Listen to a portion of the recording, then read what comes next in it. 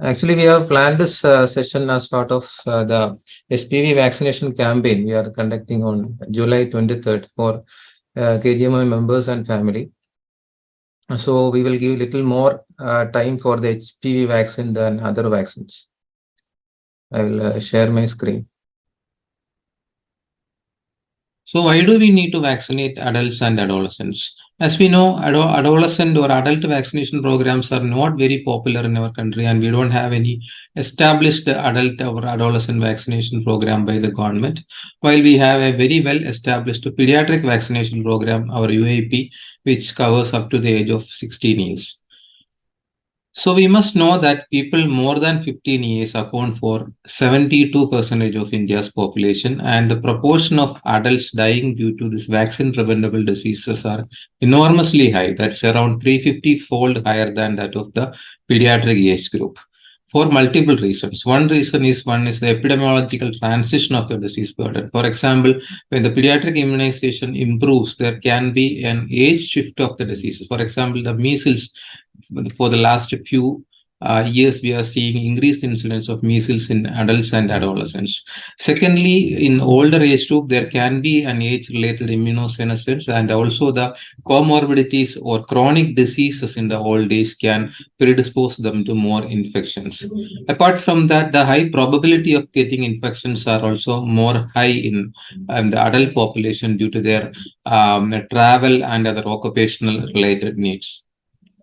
So when we think about the implementation of adult or adolescent vaccination programs in India, there are multiple bottlenecks. One is the lack of knowledge and understanding about the benefits of vaccination in this age group. Secondly, the doubts about efficacy and safety of vaccine in the older age groups. And we know that there are no free adult vaccines provided by the government in the national immunization programs. And lastly, the cost of vaccines. But among this, when we analyze, the main problem or the main issue is the lack of awareness about the availability of vaccines for certain age groups. So our aim should be to make them aware that during each hospital visit, we should make them aware that there are certain vaccines available for adolescents as well as adults to protect them from infections, not only against infections, but vaccines can protect us from cancers too, like the SPV vaccine. This message should be strongly conveyed to the public. But when comparing to the pre-pandemic period, that's before the COVID, now the whole awareness about adult vaccination programs seems to be improving. That's definitely a silver lining of the COVID and the successful COVID vaccination program. So we need to give the vaccines for adults and adolescents in three scenarios. One, when there is a waning of immunity to the childhood vaccines, we need to give them boosters. For example, in the case of the toxoids, the tetanus toxoid or the diphtheria toxoid, the waning of immunity will be very rapid and we need to give boosters. Secondly, when there is a missed childhood vaccine, we need to give catch-up vaccination. This is very important in our country because, as we know, even in Kerala, the vaccination coverage is less than 80%, unfortunately. And in India, when we see the national vaccination coverage is around 60 or 62% only. So even in Kerala, one out of five adolescent will be unvaccinated or partially vaccinated. So our next aim is to find out these unvaccinated or partially vaccinated kids and give them the proper catch-up vaccination.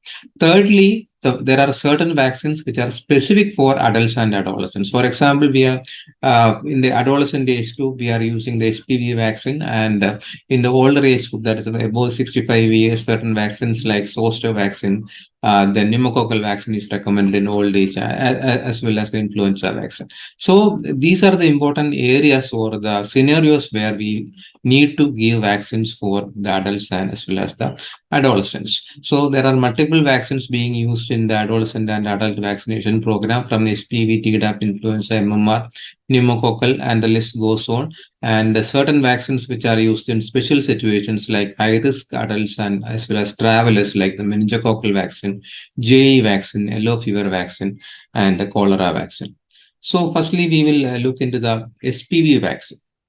So we know that there are more than 200 serotypes of human papilloma virus, out of which 40 serotypes can infect humans, and out of which 30 can target the genital mucosa and cause cancers as well as genital warts. So we have classified this 30 serotypes of SPV into 2, that is the high risk or the oncogenic type of SPV, and the low risk type is caused the genital warts.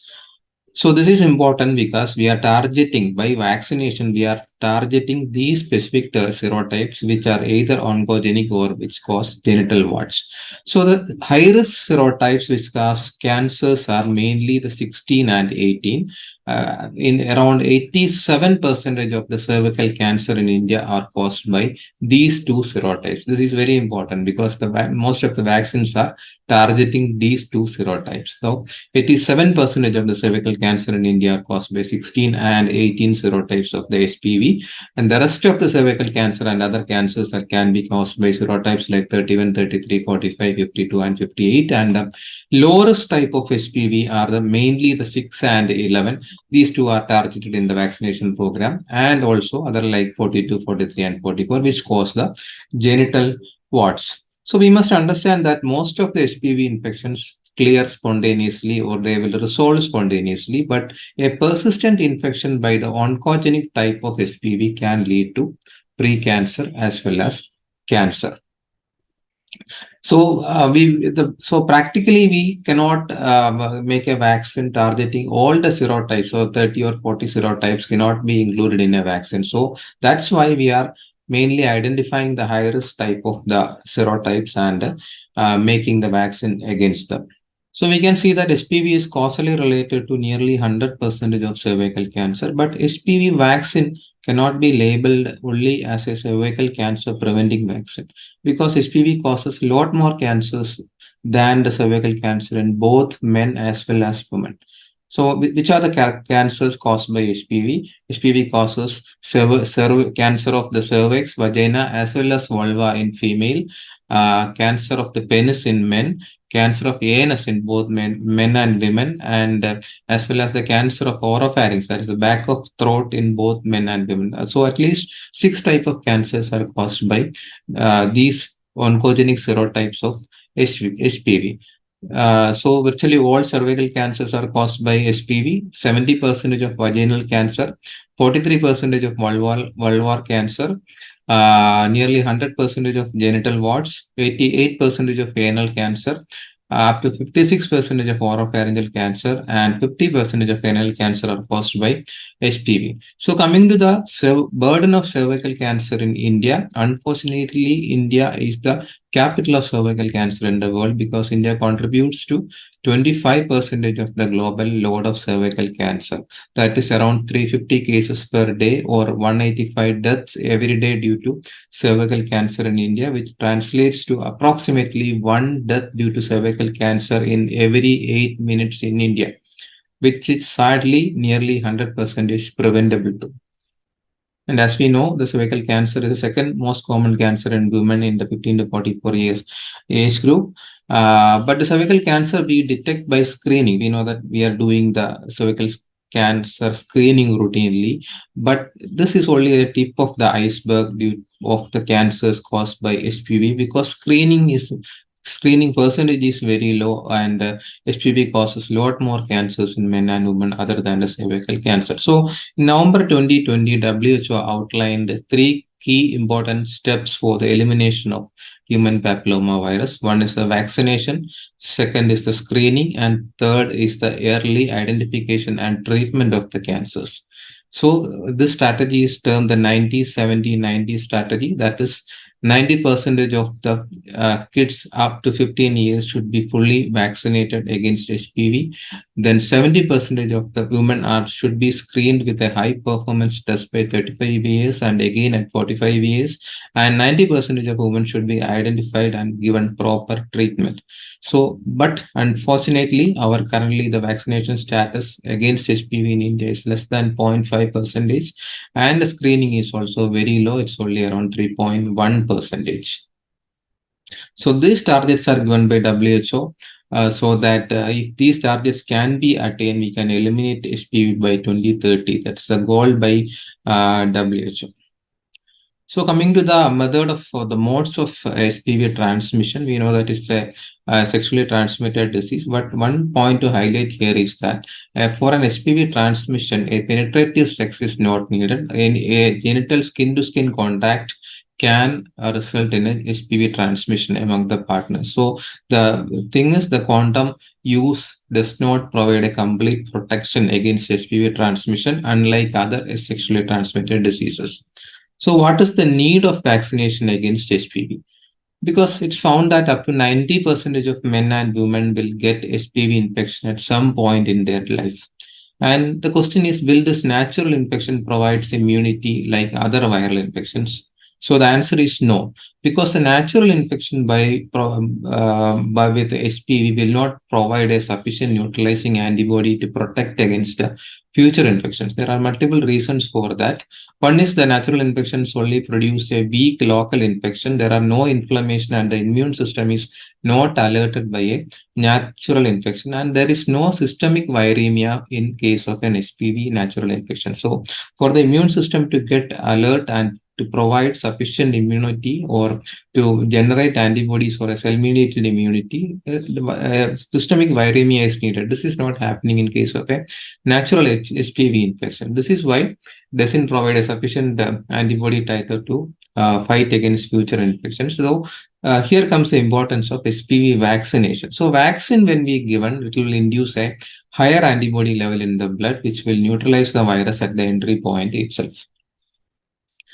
So the second reason why we should go for an HPV vaccination is that for the cancers caused by HPV, only we have a established screening program for cervical cancers and pre-cancers. There are no routine screening recommendations or programs anywhere in the world to find out the other cancers caused by HPV, like the anal cancer, penile cancer, vulvar or vaginal cancer, and oropharyngeal cancer. So without these screening programs, these cancers may go undetected until they are in advanced stages.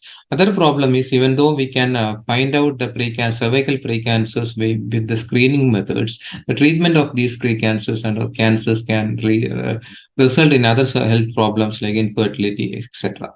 So these are the reasons why the HPV vaccination becomes very important. So the next question is, what should be the ideal timing of the HPV vaccine? The answer is, the younger the better, because adolescent females have an increased susceptibility to HPV infection compared to adults. So HPV vaccine should be given to females before they reach an age when the HPV infection rate increases. So now we have licensed HPV vaccines which can be given from 9 years onwards. So it is better to take as early as possible.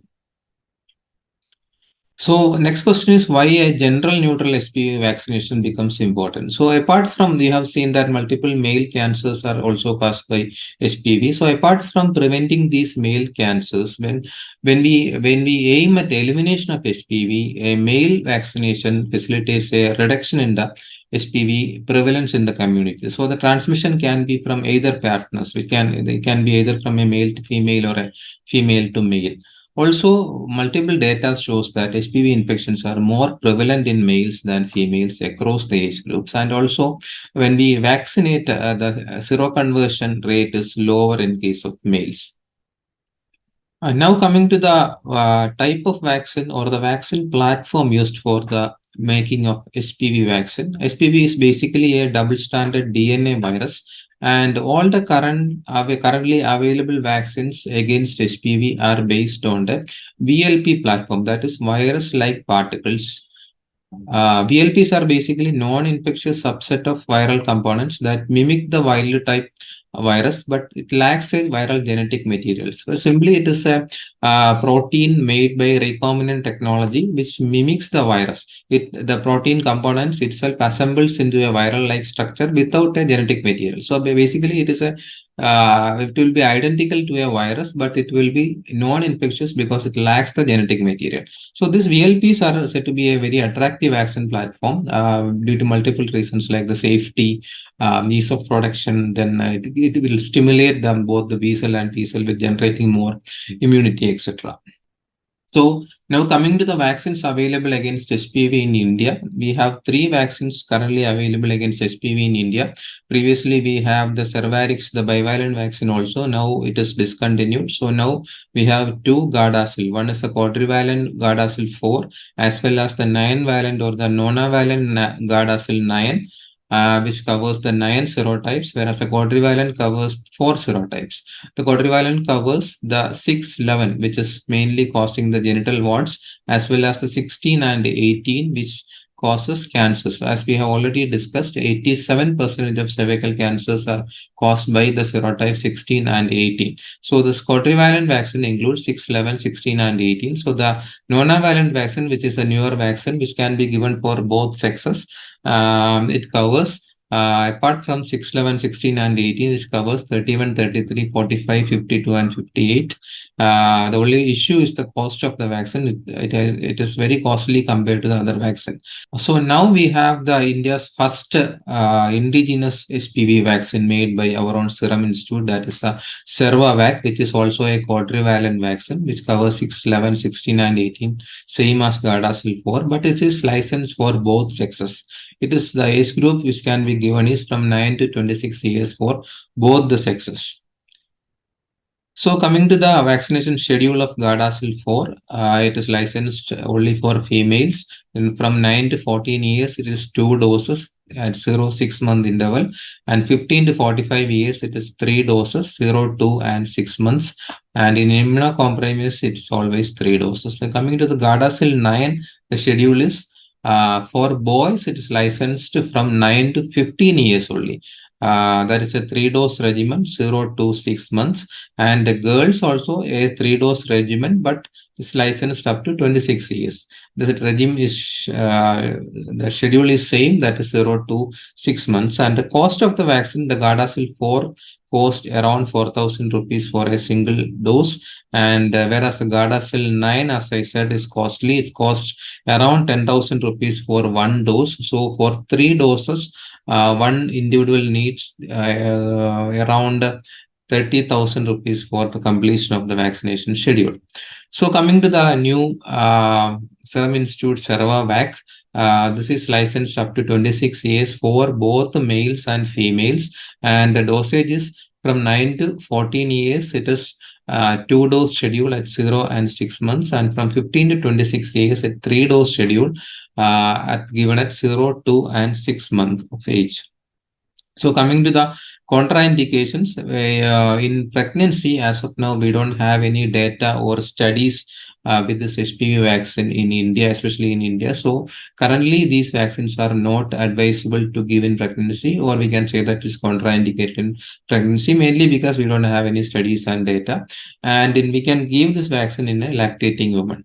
So now coming to the long-term follow-up and the need for boosters, and the HPV vaccine in most of the studies shows that it is maintaining a sufficient immunity for a long period of time, and we have data up to 12 to 15 years. And as so, currently boosters are not recommended for HPV vaccine. So coming back to the WHO target of vaccinating 90% of kids before 15 years, the main hindrance is, as we know, is the cost of the vaccine. So WHO was conducting several studies in several countries with a single dose vaccine to find out whether a single dose vaccine is effective in preventing HPV. So very recently, that is in April 2022, the SAGE review, they have come out with a recommendation that countries can now choose between a 1-dose or 2-dose schedule for girls in the 9 to 20-year age group and a 2-dose schedule for above 20 years. This is basically a cost-cutting strategy, but WHO now recommends the countries whether they can adopt a 1-dose schedule or 2-dose schedule, but the aim should be to achieve a 90% coverage of vaccination for kids before 15 years of age.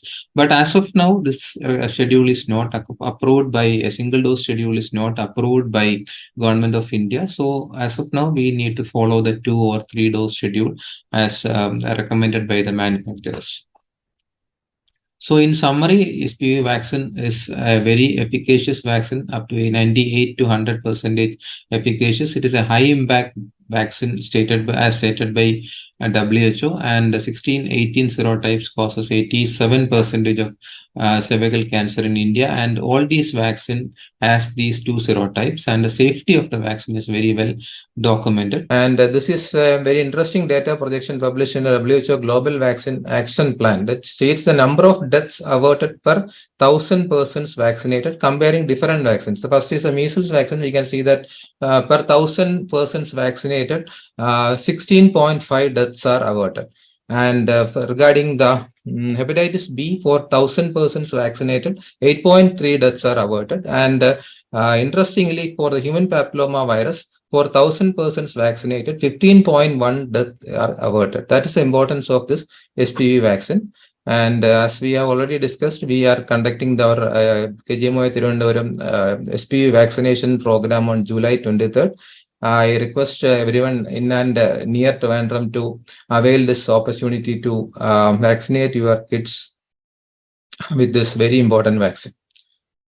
So coming to the other vaccine, we will see one common scenario we will usually encounter in our casualties. And there is an 18-year-old person sustained a minor injury from an RTA, came for the casualty for asking for a TT. അത് നമ്മൾ സാധാരണ കാണാറുള്ളതാണ്. ഒരു T T എടുത്തിട്ട് പോകാൻ വേണ്ടി വരുന്ന ഒരുപാട് പേരെ നമ്മൾ കാണാറുണ്ട്. So how to proceed? So we should actually take the history of the person, or immunization history of the person, because it's very important. Because if the person has taken at least 3 doses of tetanus containing vaccine any time in life, it is taken as a completed primary series. And if the last dose is taken less than 5 years, nothing needs to be done, and there is no need of tetanus immunoglobulin or no need of a vaccine. I will repeat, if a person has taken at least 3 doses of a tetanus containing vaccine any time in his life, it is taken as a completed primary series of tetanus vaccination. And the last dose is if less than 5 years, this person needs nothing, no vaccine, no TT. So next question is what happens if we give an unnecessary TT? Will it harm the person? Yes, it can harm the person. There is a chance of Arthus type hypersensitivity reaction. We sometimes see that in our hospital because the Arthus hypersensitivity reaction usually manifests as edema and swelling of that limb, and we must tell them the person that unnecessary vaccine TT can harm the person. So what if the person is we are taking the history and find out that the person is unimmunized? So the unimmunized person coming with a minor injury, even from a minor injury from RTA, it can be a tetanus prone injury. So any wound other than a clean minor cut should be taken as tetanus prone, and tetanus can occur even from a seemingly trivial injury. So this person with an unimmunized person, or with a person of unknown immunization status, or a person who has taken less than 3 doses of the tetanus containing vaccine series, needs to be taken as unimmunized, and he should be given tetanus immunoglobulin plus the first dose of tetanus containing vaccine. It can be either TT, TD, or a TDAP. The tetanus immunoglobulin dose is universal. It is 250 international unit, irrespective of the body weight. Even from the newborns to the adults, the tetanus immunoglobulin dose is 250 international units. And if the person is having a immunodeficiency, he needs tetanus immunoglobulin regardless of the immunization history. So in the summary regarding the tetanus vaccination, if the person, the vaccination status of the person is unknown, or he has taken less than 3 doses of the vaccine series, and if it is a tetanus prone injury, he needs tetanus immunoglobulin plus the first dose of vaccine. If he has taken 3 or more doses of the tetanus toxoid containing vaccine, and the last dose is less than 5 years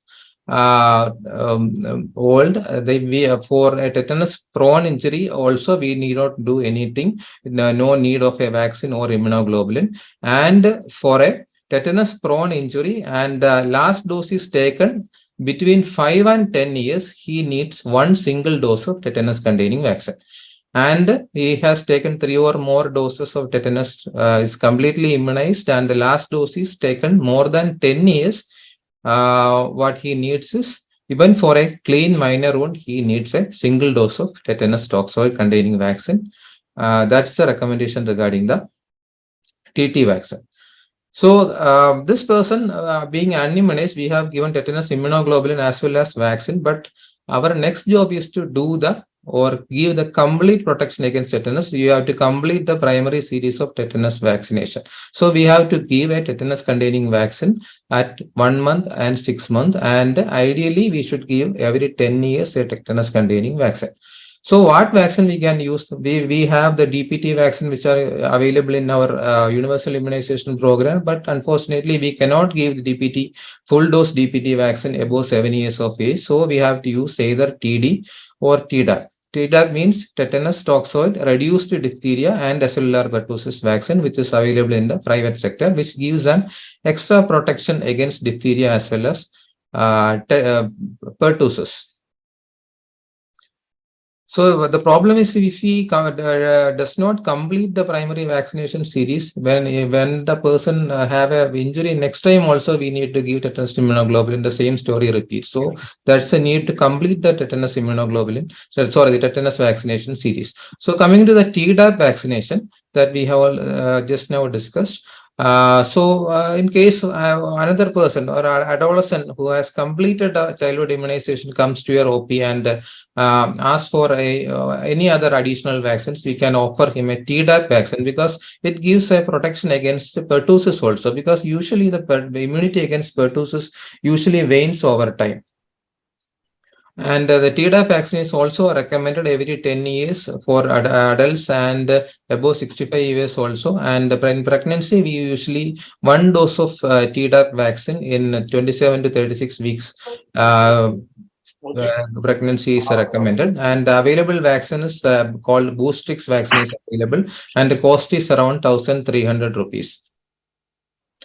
So coming to the influenza vaccine, which is now the most trending vaccine due to the ongoing influenza epidemic, we have the influenza A and B virus and H1N1 and H3N2 subtypes under the A type, and Victoria and Yamagata lineages under the influenza B. And the seasonal influenza epidemics are usually caused by these subtypes. And the vaccines are also targeting these four subtypes of influenza. So now we have a reported case of complications of influenza also, especially in the pediatric age group, like the CNS involvement causing influenza, encephalitis, which causing mortality and all. So we know that the high risk group category of the influenza patients are the pregnant women, children 6 months to 5 years of age, and as well as the elderly. So when we discuss about influenza, we always use the term antigenic changes, antigenic drift, antigenic shift. So simply the shift is a major change which happens in a couple of years, which causes a pandemic, and the drift is the small changes which routinely occurs in the influenza virus. So due to this antigenic drift, the influenza vaccine efficacy declines over time. So the composition of the vaccine is changed every year in anticipation of the prevalent influenza strain expected to circulate in the next influenza season. So what happens is there are two global meetings every year, one in February for the Northern Hemisphere and one in September for the Southern Hemisphere. In these meetings, headed by WHO, they identify and decides on the vaccine strains for the next season based on the GISR surveillance data. That is the WHO Global Influenza Surveillance data is looked into, and based on these data, they decide on the vaccine strain for the next season. And these data are then given to the vaccine manufacturers. They will take at least 6 months to manufacture this the new updated vaccine based on the new strains. So based on the predicted strains, we will have the updated Northern Hemisphere as well as the Southern Hemisphere vaccines every year. So the vaccination for influenza epidemics occurs biannually, one in March for the Southern Hemisphere and the second in September for the Northern Hemisphere. So that the timing should precede the annual influenza season. So for Indians, as a general rule, we need to use the Southern Hemisphere vaccine, including the southern state or Kerala. But only in Jammu and Kashmir, the Northern Hemisphere vaccine is recommended. And in Kerala and the southern states, the time to vaccinate is before the onset of the influenza season. So basically, before the onset of the monsoon, before the school opens, that's in the summer holidays. So the southern hemisphere vaccine will usually be available by March, April month every year. So we can vaccinate the kids and the required persons in the summer holidays. So that is regarding the updated vaccine every year, and so we need to take annual influenza vaccine, which comes every year in the month of March or April. So what happens if a person comes in November or December in Kerala and asking for an influenza vaccine? So we can give the latest vaccine, and when the next year the new updated vaccine comes in March or April, we can revaccinate at that time. So, how effective are the flu vaccines? Everyone asks now, do we need to take? We usually get one or two phone calls every day during these influenza season, whether we need to give influenza vaccine. So, the efficacy of the influenza vaccine depends on how well the vaccine strain matches with the circulating strains in the community. So, as discussed, the strains are made from the data available 6 months back. So, by the time the virus have drifted some uh, at least some antigenic changes have happened. So overall, the efficacy of influenza vaccine is said to be around 40 to 60% when most circulating flu viruses are well matched to that in the flu vaccines, and it usually varies from season to season. And also in children, it's said that the efficacy is little more higher, like comes to around 60 to 85% in the less than 5 years age group. So another thing is when we compare the vaccine efficacy against the different subtypes, we have the H1N1, H3N2, and the 2B subtypes in the each quadrivalent vaccine. So when we compare the efficacy, we usually find that the vaccines usually work better against influenza B and also H1N1, but offer less protection against the H3N2 subtype. It is because the S3N2 subtype will usually undergo a faster antigenic change compared with the other subtypes. But in general, even though the drifting happens, it is not very easy to predict the protection and all.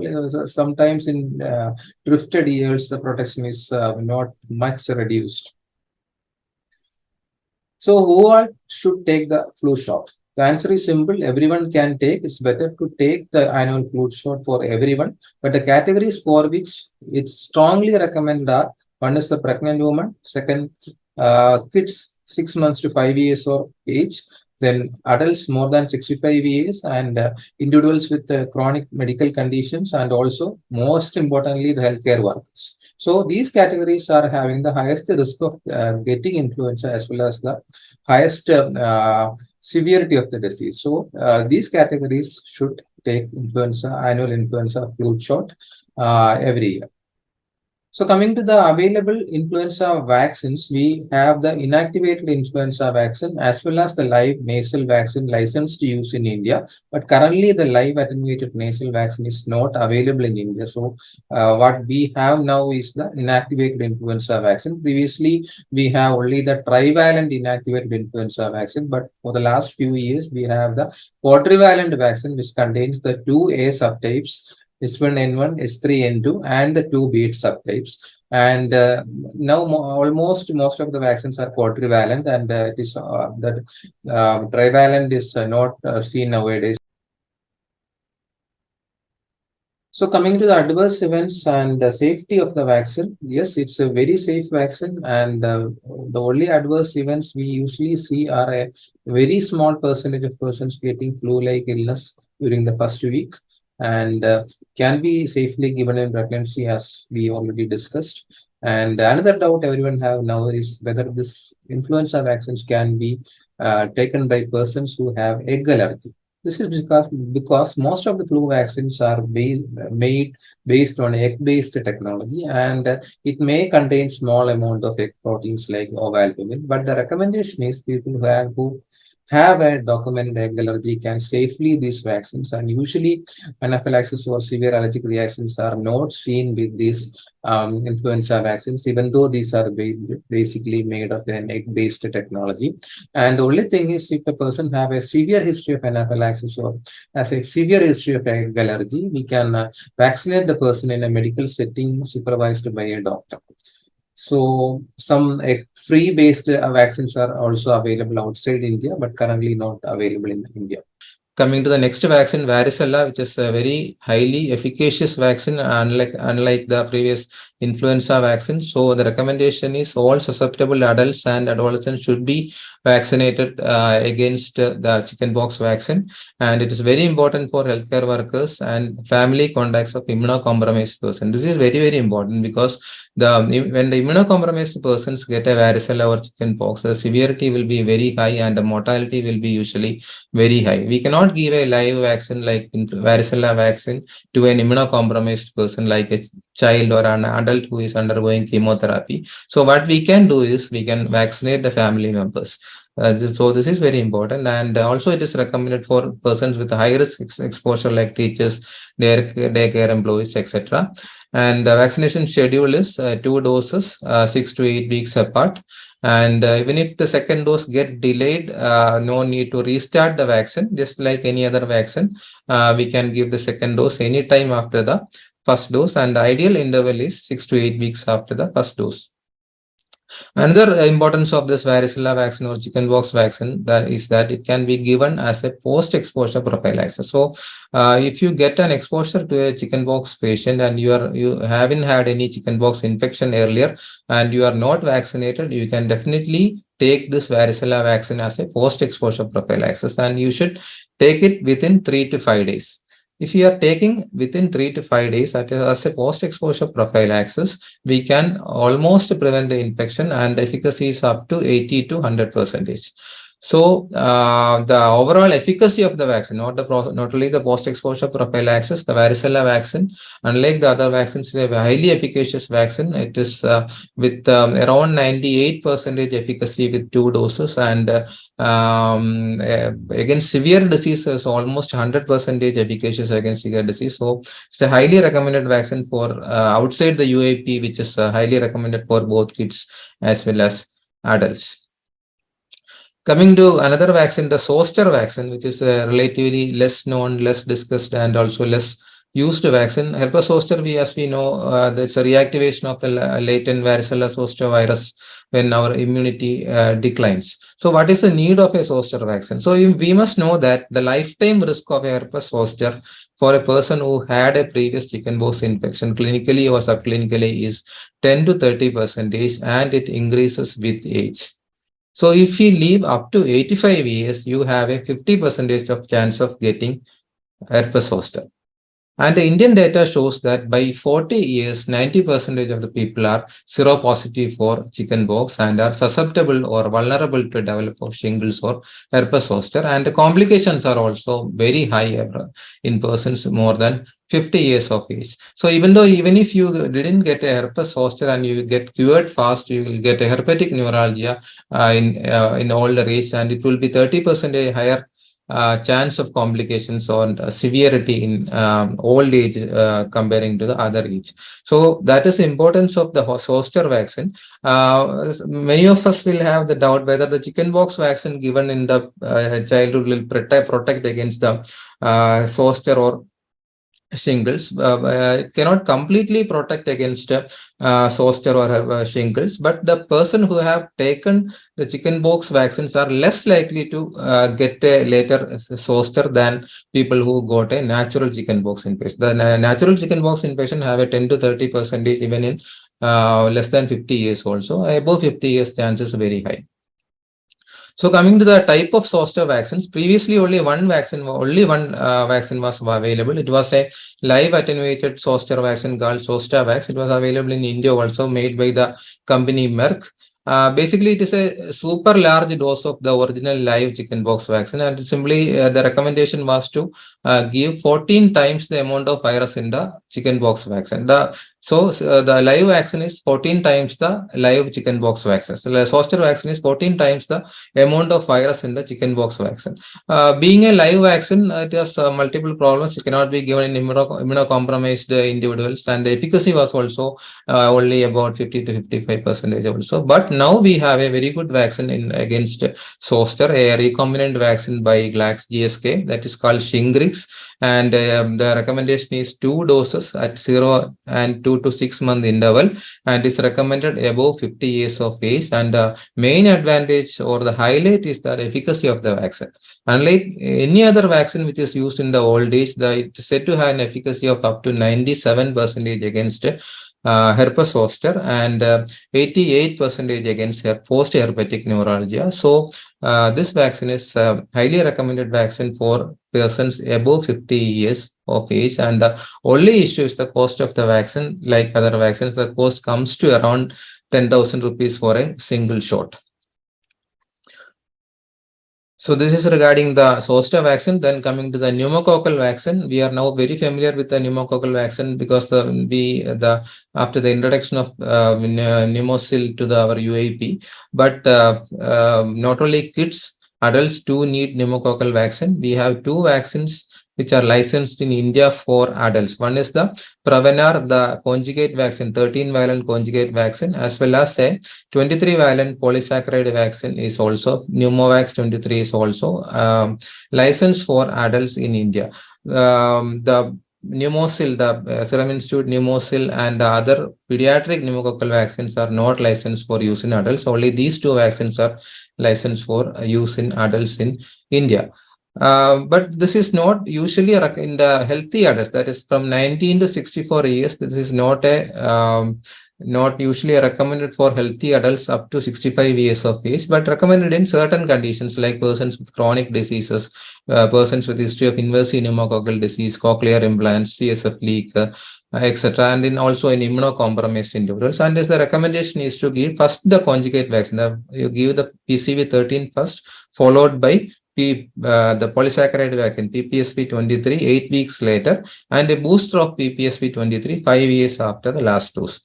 That is a recommendation for the high-risk individuals from 19 to 64 years. So it is generally not recommended for healthy adults under 65 years of age, but above 65 years of age, it is routinely recommended 1 dose of PCV13 followed by PPSV, that is a pneumococcal conjugate vaccine. You give first and give followed by the polysaccharide vaccine after 1 year. And previously, the interval recommended for above 65 years was 8 weeks. Now they have changed it to 1 year. And for high-risk individuals, you can use the minimum interval of 8 weeks. So coming to the MMR vaccine, those who have missed the childhood dose of MMR vaccine should definitely be given the MMR vaccine 2 doses, 4 to 8 weeks apart, and it is also highly recommended for all the healthcare professionals because of the what we have previously discussed about the age shift in the diseases. More and more adolescents and adults are now getting measles infection. So if you have not taken the measles or MMR vaccine, you should take 2 doses 4 weeks apart. And one more thing is the government of India actually introduced the measles vaccine UAP in 1985. So those who have born before 1985 should take these vaccines, especially the healthcare professionals. And MMR vaccine, like the chickenpox vaccine, can also be used as a post-exposure prophylaxis and is very effective if given within 72 hours of exposure. So coming to the hepatitis B vaccine, most of us have taken the hepatitis B vaccine in the 016 schedule. And the one thing is we need to check the post-vaccination titer in the high-risk individuals like healthcare professionals and also in immunocompromised persons. And if the post-vaccination titer, which is checked after at least 1 month after the last dose, if it is less than 10 international units, we actually need to give 3 more doses. Not only single dose, now the recommendation is to give 3 more doses at 016 and again check the antibody titer. And even after these 6 doses, that is a 3 series doses, the antibody titer is less than 10, these individual can be labeled as a non-responder, primary non-responder. And if he gets an exposure to the hepatitis or positive needle stick or something, he needs to be given hepatitis B immunoglobulin, one dose followed by a second dose 1 month later. This is a recommendation for a non-responder. So what we can do is we can use the UAP vaccine with the permission of DMO or the SH officer for our staff. At times when we get a report of a needle stick injury from our staff, most of our staff may not have taken the vaccine. So we, with the permission of the DMO or the RCH officer, we can use our UAP vaccine for vaccinating our staff. We should keep a register and inform the DMO. And the only thing is the dosage is different for the pediatric and adult. The UAP, we are giving 10 microgram or 0.5 ml for the kids, and above and 18 years, it is 20 microgram or 1 ml. The dosage should be verified. So coming to hepatitis A vaccine, now due to the shifting epidemiology and all, there is a higher risk of hepatitis A infection in adolescents. Many of the data shows that the adolescents and adults are lacking or have a low level of anti-HAV antibody. So mainly this is recommended for the adolescents, and we have two type of vaccines available against hepatitis A, the inactivated vaccine as well as the live attenuated vaccine. One single brand of live attenuated vaccine is available, that is a BioVac A from Reddy's, and multiple brands of inactivated vaccines are available. Regarding the efficacy and safety, both are 100% equal. So you can go for either of these, either inactivated or a live attenuated vaccine. The schedule is different. We will go to that. And also previously one combined vaccine, hepatitis A and B, was previously available, but I think now it is not available. That is called Twinrix. And if we are taking Twinrix, we have to follow the hepatitis B schedule. That is 016. We have to take 3 doses for that. It is also recommended for, apart from this adolescents, giving routinely for adolescents, it is also recommended for persons with chronic liver disease, which are who can get complications if they get a hepatitis A infection. So inactivated vaccines, it is 2 doses, 16 to 18 months apart, and the pediatric and adult formulations are usually different in different brands, and the age cutoff is different. You should check the manufacturer recommendations before using the pediatric and adult dose of the vaccines. And the live vaccine, usually there is no difference in the pediatric and the adult dosages, and you can use either of these vaccines because the immunogenicity and efficacy and safety are almost same for both the vaccines. And one more thing is, this hepatitis A vaccine can also be used as a used for post-exposure prophylaxis.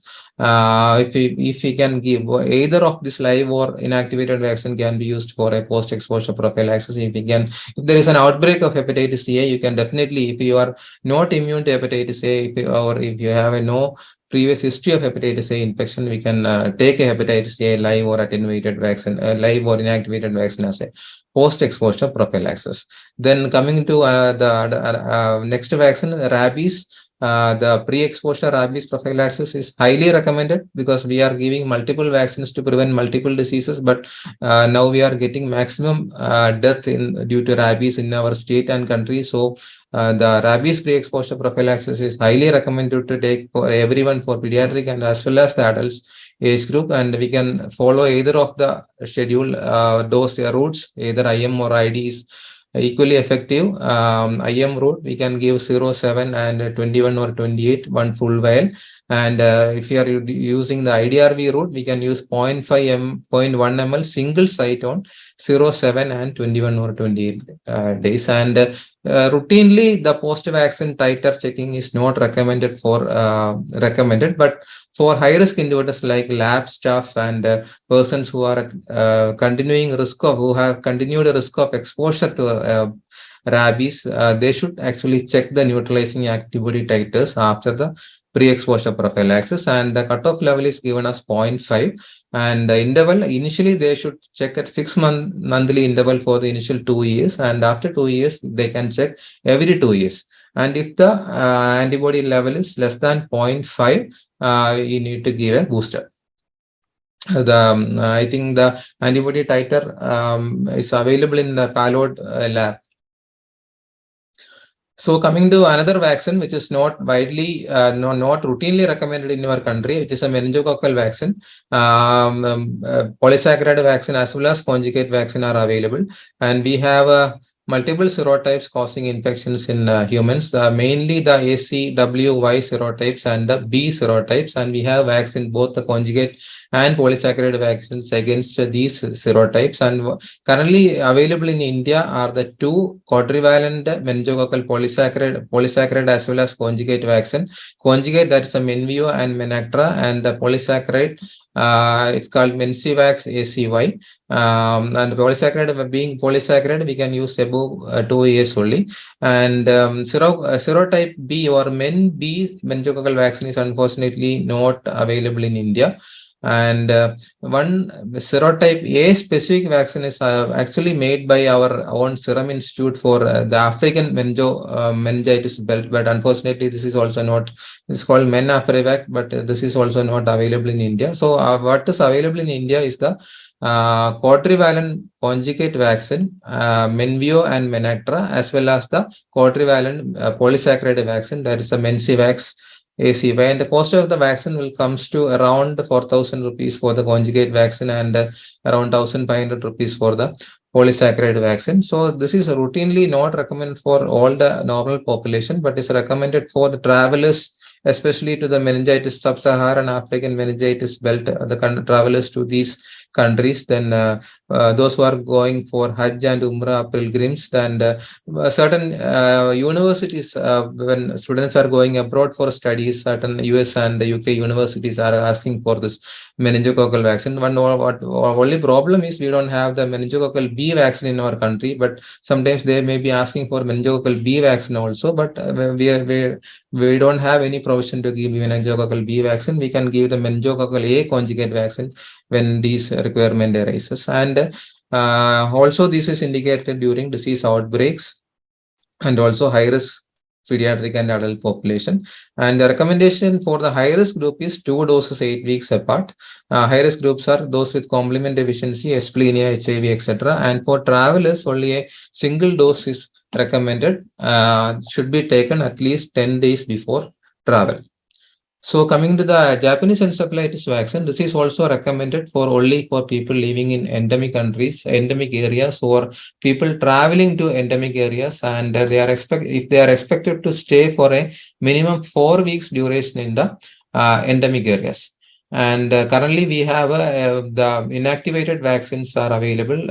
The live attenuated vaccine previously we used in the UAP is not currently available. 2 strain-based inactivated vaccines are available. One is the Genvac and JE Shield. It requires only a single dose, but GEO, that is what the adult dose of GEO vaccine. GEO vaccine is currently being used in our UAP, but what we are using in UAP is the pediatric dose of the GEO vaccine. That's why the catch-up is only recommended up to 3 years, but the adult dose of GEO is available in the open market. And for adult immunization, if required for travelers and all, you can use the GEO vaccine 2 doses 28 days apart. The difference is this inactivated vaccine GEO is based on the original Chinese strain, that is SA1442 based vaccine, but the other Genvac and JE Shield are based on the collar strain of the vaccine. So the recommendation for those vaccines are only single dose. So coming to the another vaccine required for travelers, mainly travelers, is the yellow fever vaccine. For this, we have a live attenuated yellow fever 17D vaccine. It's called 17D because it is prepared from the 17D strain of the yellow fever virus. It's actually one legacy vaccine being used for more than 18 years, and it's still controlling the outbreaks of yellow fever in many parts of the world. And the dose is single dose subcutaneously 0.5 ml, very efficacious vaccine, more than 90% efficacious. And for travelers, the vaccination should be done at least 10 days before the travel, because the vaccine certificate becomes valid only after 10 days of vaccination, and it's valid for lifetime. So you take a single dose of yellow fever vaccine, take a certificate, and it's valid for lifetime. Previously, it was not like that. In the change happened in 2017. Previously, every 10 years we need to take the yellow fever vaccine. In 2017, WHO updated the guidelines, and now a single dose of vaccine is valid for a lifetime. So the recommendation, any all unvaccinated travelers more than 1 year of age, unless contraindicated, can take the yellow fever vaccine if you are traveling to end of yellow fever endemic country. And some contraindications are there. Usually, it is not recommended less than 1 year of age and for pregnant women. So these people can get an exemption certificate from the authorities. That's what is recommended. And currently, yellow fever vaccines are available in only in Cochin, two centers in Cochin. That is the Port Hospital in Wellington and as well as the Airport Health Organization Hospital in Nedumbasheri. And now the upcoming centers are the Government Medical College Calicut and Trivandrum are also listed as upcoming centers for the yellow fever vaccination in the MOHFW. So the thing is, it is not available in private sector, and sometimes people will go all the private hospitals searching for the yellow fever vaccine, and this only given in these centers approved by the MOHFW. So for travelers, another vaccine now need is the vaccination against polio. So vaccination against polio is or the what we are giving is the oral polio vaccine with a validity of 1 year, and we should take the vaccine at least 4 weeks prior to travel. So the vaccine certificate will become valid only after 4 weeks after taking the vaccine. And currently, these oral polio vaccine for adults or travelers are available in these yellow fever vaccination centers itself. So when we go there for in Cochin Port Trust Hospital, Hospital or the Airport Health Organization Hospital, we can take both the yellow fever vaccine as well as the polio oral polio vaccine. And regarding the yellow fever vaccine, the cost is around 300 rupees, and the mandatory requirement is you should carry your original passport. And coming to another very less used vaccine, cholera vaccine, we have an Indian oral live killed vaccine, the Shancol, 2 doses, 2 weeks apart is the recommended schedule. But unfortunately, this is not currently available in our country. This is not routinely recommended, but given to residents of highly endemic areas and also for travelers to areas where there is a risk of outbreak, such as during the pilgrimages like Kumbh Mela and all, this is actually recommended. But unfortunately, this vaccine is not currently available. The dosage is 2 doses, 2 weeks apart, and revaccination every three years if there is a continued risk. So coming to the vaccination of healthcare professionals, what is the need of vaccination of healthcare professionals? So because not only protecting themselves, they can transmit disease to their family as well as the patients. As well, also there is an increased risk of acquisition of disease like pertussis and all. And the healthcare professional may be a source of transmission of vaccine to the patients. So the vaccines recommended that we have already discussed: hepatitis B vaccine, then influenza vaccine annually, then MMR vaccine if not taken early, then chickenpox vaccine if not immune, and the Tdap vaccine single dose should be taken. And the meningococcal vaccine is not routinely recommended for all healthcare workers, but persons who are in lab staff and all who are routinely exposed to this Neisseria meningitidis should get meningococcal vaccine also. This is a recommendation for healthcare professionals. And lastly, the vaccination during pregnancy. This is only not only for the protection of pregnant women, the passive immunity for the fetus as well as the newborn. The vaccination is important. And as we know, the live vaccines we cannot give during pregnancy. So if you are planning pregnancy, initially we should check the vaccination status of the female. And if she is not vaccinated against measles, mumps, and rubella and chickenpox, the live vaccines we should give at least 1 month before pregnancy. But if a person is inadvertently vaccinated or becomes pregnant within 4 weeks of vaccination, he can counsel her about the theoretical risk of the fetus. But termination of pregnancy is usually not advocated, even if the person gets an inadvertently vaccinated during pregnancy. So other vaccines were recommended prior to pregnancy are the hepatitis B vaccine if not already immune, and SPV vaccine and the influenza dose every year. And during pregnancy, the vaccines recommended are influenza. The inactivated influenza vaccine is highly recommended during pregnancy, and we can safely give the vaccine during pregnancy. And the Tdap vaccine is also recommended during pregnancy. So coming next is about the immunization of persons undergoing chemotherapy or immunosuppressed. As we discussed, the live vaccines are contraindicated. Any killed vaccines can be given, but the efficacy will be less. So we need to repeat the vaccine after the chemotherapy completes. And influenza vaccine is the only vaccine usually recommended between the chemo cycles and or before the start of the chemo. And as I already discussed, it is always a better practice to vaccinate the contacts with the live vaccines like the varicella and the booster. And always it's better to give booster dose of childhood vaccines when the after completion of the chemotherapy. So the last slide, we have discussed so many vaccines. So many of the patients will have a question like how many vaccines can be taken on a same day. So any number of vaccines can be taken on the same date, same day, whether live or killed vaccine. The only difference is if you are not giving the 2 live vaccines on the same day, the interval should be 4 weeks between 2 live vaccines, and there is no specific interval recommended for non-live vaccines. So that's it. Thank you.